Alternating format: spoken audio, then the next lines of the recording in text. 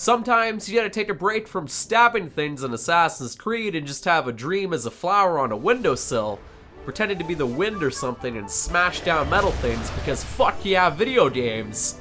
It's Flower on the PlayStation 4 from that game company.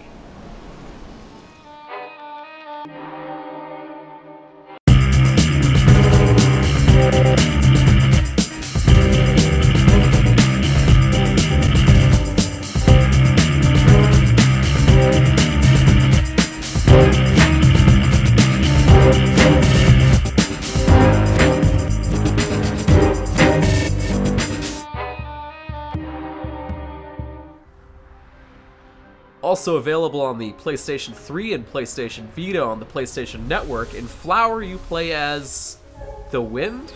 Or a flower petal, I think? Overall, the objective of the game is simply to bloom the flowers and make the game world not look like some dead farmer's field or an empty parking lot. Flower's story is kind of told through its environments with probably some too deep for you message that went over my head. But before the start of each stage, you select a flower on the windowsill and each stage represents their dreams, I think? I don't know, video games. So let's discuss the good.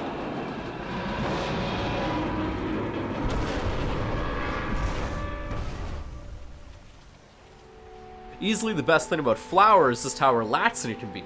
There isn't some complicated narrative, task at hand, timer, or completion rating. Nothing. You just simply pick up and play and go collect flower petals or something. Which brings me to the next best thing about Flower, simply just how simple and easy it is to play. This is the perfect game for all ages and overall an enjoyable experience for anyone, including people who don't even play video games regularly. And my last note, this game is simply unique. Games like this are far and few in between. Flower goes outside the comfort zone of most big studio games, which include explosions, tits, bits, and memes, and just gives you a calm experience to sit down, play, and enjoy. But you know what's impossible to enjoy? The bad. Flower does what it does well, so I don't have a whole lot to complain about it, especially because there's not a whole lot of notable things for a game like this to really screw up. However, I'm not a big fan of the control scheme, which heavily relies on your use of the PlayStation Move functions built into the DualShock 4 controller, or the Six-axis on the DualShock 3 on PlayStation 3, or the gyroscope in the Vita.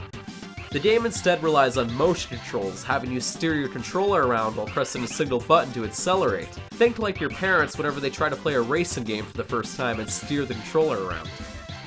But anyways, it was pretty solid on the PlayStation 4 version of the game, but I noticed the Vita version in general controlled, like I said, old people trying to control a vehicle in a racing game. To keep it short, terrible. The Vita version in general, for whatever reason, barely recognized half my inputs as I waved my Vita around like an idiot at times, trying to get a single flower while avoiding a power line.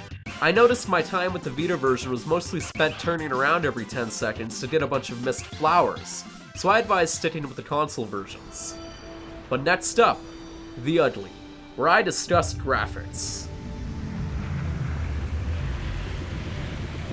Now, if you were one of the few that came into Flower expecting some unique and innovative gameplay, you may as well go wave your DualShock 4 controller in front of a portrait in a public space like an actual museum, better yet.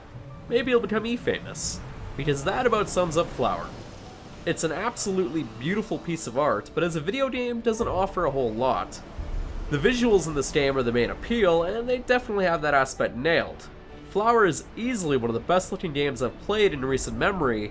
From the detail in the grass, to the stunning and colorful moments throughout this game, Flower is a visual masterpiece that conveys video games truly can be an art form. But not only is Flower visually appealing, it has an amazing orchestral soundtrack to boot.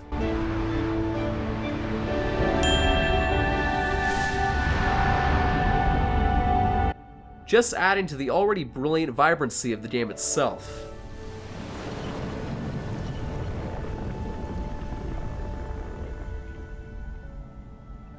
Overall, Flower is a great experience, and I'd heavily argue worthy of the title art.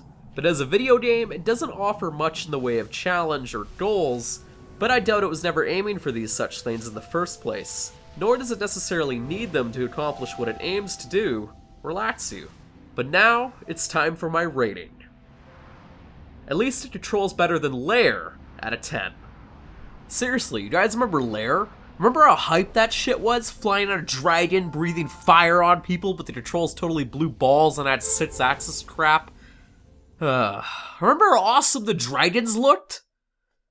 Thinking about that game makes me want to have a drink. I'm gonna do a drink.